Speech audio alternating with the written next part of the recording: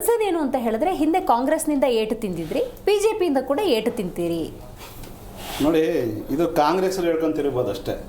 ಇವತ್ತು ಪ್ರಾದೇಶಿಕ ಪಕ್ಷ ತುಳಿತಾ ಇದ್ದಾರೆ ಬಿಜೆಪಿ ಅಂತ ಹೇಳ್ತಾರಲ್ಲ, ಇವ್ರು ಯಾವ ನೈತಿಕತೆ ಇದೆ? ಈಗ ಅವ್ರು ಬಿಟ್ಟಾಕಿ ನಿಮ್ದು ಹೇಳಿ. ಅಲ್ಲ, ನಮ್ದು ನೋಡಿ, ನಾವು ತಟಸ್ಥವಾಗಿದ್ದೀವಿ. 25 ವರ್ಷದ ಬೆಳ್ಳಿ ಹಬ್ಬನು ಮಾಡ್ತಾ ಇದೀವಿ. ಇವತ್ತು ಬಿಜೆಪಿ ಆಗಿರ್ಬೋದು, ಕಾಂಗ್ರೆಸ್ ಆಗಿರ್ಬೋದು, ಸನ್ಮಾನ್ಯ ದೇವೇಗೌಡ ಮಾರ್ಗದರ್ಶನ ಇವತ್ತು ತಗೊಂತ ಇದ್ದಾರೆ. ಅವ್ರ ಮಾರ್ಗದರ್ಶನ ಇರ್ತಿ ಇವ್ರು ಏನು ಮಾಡೋಕ್ಕಾಗ್ತಾ ಇಲ್ಲ ಅನ್ನೋ ಪರಿಸ್ಥಿತಿಯಲ್ಲಿ ನಿಂತಿದ್ದಾರೆ. ಇವತ್ತು ಇವ್ರು ಇಷ್ಟೆಲ್ಲ ಹೇಳ್ತಾ ಇದಾರಲ್ಲ, ಇಷ್ಟು ನಯ ವಿನಯ, ಇವತ್ತು ಏನು ಮುತುವರ್ಜಿ ವಹಿಸ್ತಾ ಇದಾರಲ್ಲ, ಇಷ್ಟು ಅನುಕಂಪ ತೋರಿಸ್ತಾ ಇದಾರಲ್ಲ, ಇವಾಗ ಇವ್ರು ಹೇಳ್ತಾ ಇದ್ದಾರೆ ನಾವು 2020 ನಾವೇ ರಾಜ್ಯಸಭೆ ಮಾಡಿದ್ವಿ ಅಂತ. ನಿಮ್ಮ ಆ ಥರ ನೀವು ಮಾಡಿದ್ರೆ ಇವಾಗ ಅವಕಾಶ ಇದೆ, ಯಾಕೆ ಮಾಡಬಾರ್ದು ನೀವು? ಯಾಕೆ ಇದನ್ನು ಮಾತ್ರ ಸಹಾನುಭೂತಿ ಹೇಳ್ಕೊಂಡು ಅವ್ರ ಹೆಸರನ್ನ ನೀವು ಬಳಸ್ಕೊಂತ ಇದ್ರಿ, ಇವತ್ತು ನೀವು ಹೇಳ್ಕೊಂಡು ಮಾಡ್ತಾ ಇದ್ರಿ, ನಿಮ್ಮ ಬೆಳೆಕಾಳು ಬೇಯಿಸ್ಕೊಂತ ಇದ್ರಿ, ಸನ್ಮಾನ್ಯ ದೇವೇಗೌಡರ ಬಗ್ಗೆ ಹೇಳ್ತಾ ಇದ್ರಲ್ಲ, ಯಾಕೆ ಇವತ್ತು ನೀವು ಮಾಡೋಕ್ಕಾಗಲ್ಲ? ಯಾಕೆ ಅವರು ಜಾತ್ಯತೀತ ತಾನೆ, ನೀವು ಜಾತ್ಯತೀತ ತಾನೇ ಗುರುತಿಸಿ ಮಾಡಿದ್ರಿ.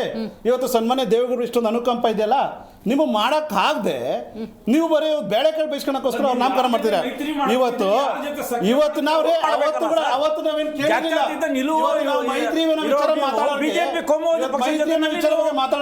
2020 ನಾವು ಮೈತ್ರಿ ಯಾರ ಜೊತೆ ಇದ್ರಿ? ಯಾರ ಜೊತೆ ಇರಲಿಲ್ಲ.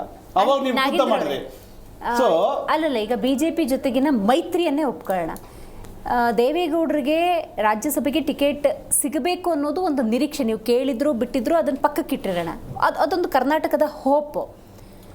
ಇವತ್ತು ಸ್ವತಃ ಕುಮಾರಸ್ವಾಮಿ ಅವರು ನಾವು ಕೇಳಿರಲಿಲ್ಲ, ಚರ್ಚೆನೆ ಬಂದಿರಲಿಲ್ಲ ಅಂತ ಹೇಳ್ತಿದ್ದಾರೆ ಅನ್ನೋದಾದ್ರೆ ಯಾವ ದಾಸ್ಯಕ್ಕೆ ಯಾವ ಕಾಂಪ್ರಮೈಸ್, ಯಾವ ಹೊಂದಾಣಿಕೆ? ಒಂದು ಮಾತು ಹೇಳ್ತೀನಿ. ಇವತ್ತು ನಾವು ಬಿಜೆಪಿ ಜೊತೆ ಮೈತ್ರಿ ಮಾಡಿದ್ದೀವಿ ಅನ್ನೋ ಒಂದೇ ಒಂದು ಪದಕ್ಕೆ ನಾವು ರಾಜ್ಯಸಭೆ ಮೆಂಬರ್ ಕೇಳಬೇಕಾ? ನಮ್ಮಲ್ಲೊಂದು ನೈತಿಕತೆ ಇಲ್ವಾ? ನಮ್ಮಲ್ಲೊಂದು ಸ್ವಾಭಿಮಾನ ಇರಲ್ವಾ? ನಾವು ಅವ್ರ ಜೊತೆ ಮೈತ್ರಿಯಾಗಿದ್ದು ಸಹಜಕ್ರೆ. ಈಗ ಅವರಲ್ಲೇ 66 ಜನ MLA ಆಯ್ತಾ? ಈಗ ನಾವು ಮೈತ್ರಿ ಮಾಡಿದ ತಕ್ಷಣ ನಮ್ಮ ರಾಜ್ಯಸಭೆ ಮೆಂಬರ್ ಕೊಡಿ, ನಮಗೆ ಡಿಮ್ಯಾಂಡ್ಸ್ ನಾವು ಕ್ರಿಯೇಟ್ ಮಾಡೋಕ್ಕಾಗತ್ತಾ? ನಾವೇನು ಕಾಂಗ್ರೆಸ್ ಅವರ ಡಿಮ್ಯಾಂಡ್ ಕ್ರಿಯೇಟ್ ಮಾಡಕ್ಕೆ ಸನ್ಮಾನ್ಯ ದೇವೇಗೌಡರು, ಪೂಜನೀಯ ದೇವೇಗೌಡರು ಅಧಿಕಾರಕ್ಕೆ ಲಾಲಾಸಕ್ಕೆ ಯಾವತ್ತೂ ಅಂಟ್ಕೊಂಡಿಲ್ಲ.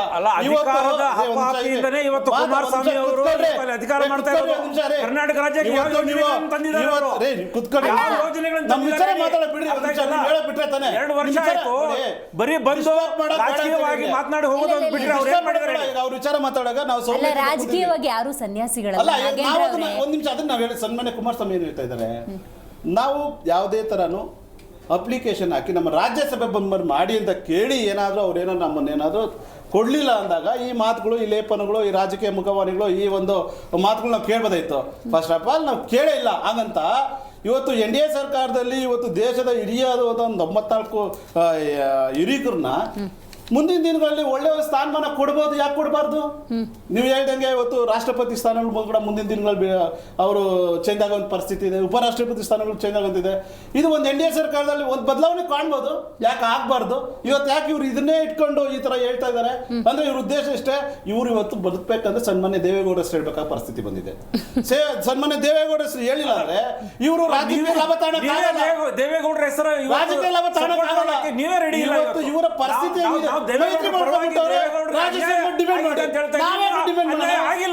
ಸ್ವಾಭಿಮಾನ ಪಕ್ಷ ನಾವು ಡಿಮ್ಯಾಂಡ್ ಮಾಡಲ್ಲ.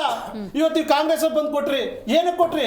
ರಾಜ್ಯಸಭೆದಲ್ಲಿ ಚೆನ್ನಾಗಿ ಮಾತಾಡ್ತಾರೆ, ರಾಷ್ಟ್ರದ ಬಗ್ಗೆ ಆಗಲಿ ದೇಶದ ಬಗ್ಗೆ ಆಗಲಿ ಮಾತಾಡ್ತಾರೆ ಕೊಟ್ರಿ. ಆಂತರಿಕವಾಗಿ ಅಸಮಾಧಾನ ಇದೆ, ಮುಂದೊಂದು ದಿವಸ ಸ್ಫೋಟ ಆಗುತ್ತೆ. ಸತ್ಯ ಹೇಳ್ತೀನಿ, ಆ ವಿಚಾರದಲ್ಲಿ ನಮ್ಗೆ ಯಾವುದೇ ಆದಂತ ಲಾಭ ಥಿಂಕಿಂಗ್ ಇಲ್ಲ. ನಿಮ್ಗೆ ಲಾಭ ಆಗಲ್ಲ.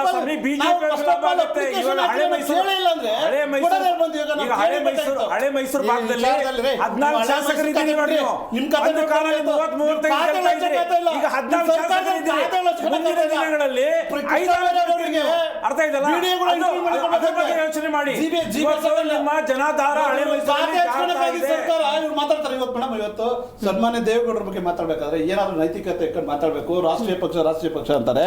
ಇವತ್ತು ಪ್ರಾದೇಶಿಕ ಪಕ್ಷನ ಬಿಜೆಪಿ ತುಳಿದ್ಬಿಡ್ತಾರೆ ಅಂತ ಇವರು ಆರೋಪ ಮಾಡೋರಿಗೆ ಇವತ್ತು AICC ಇವರು ಹೈಕಮಾಂಡ್ ಇದೆಯಲ್ಲ, ಇವತ್ತು ನೀವು ಒಂದೊಂದೇ ತಗೊಂಬನ್ನಿ, ಒಂದೊಂದು ಸ್ಟೇಟದಲ್ಲಿ ಒಂದು ತಗೊಂಬನ್ನಿ. TMC ಏನ್ ಮಾಡಿದ್ರು ಮೇಡಮ್, DMK ಏನ್ ಮಾಡಿದ್ರು ಮೇಡಮ್, APP ಆಪರ್ನ ಏನ್ ಮಾಡಿದ್ರು ಮೇಡಮ್, ಯಾವ ಪರಿಸ್ಥಿತಿ